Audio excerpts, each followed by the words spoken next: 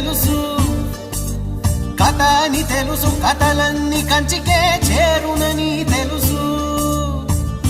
తెలుసు తెర తొలుగుతుందని, తెలుసు తెల్లారుతుందని, తెలుసు ఈ కట్టె పుట్టుకుమంటదని, తెలుసు ఈ మట్టి మట్టిలో కలిసిపోతదని. ఇన్ని తెలిసి ఇరకాటంలో పడిపోతావు ఎందుకని? మాయా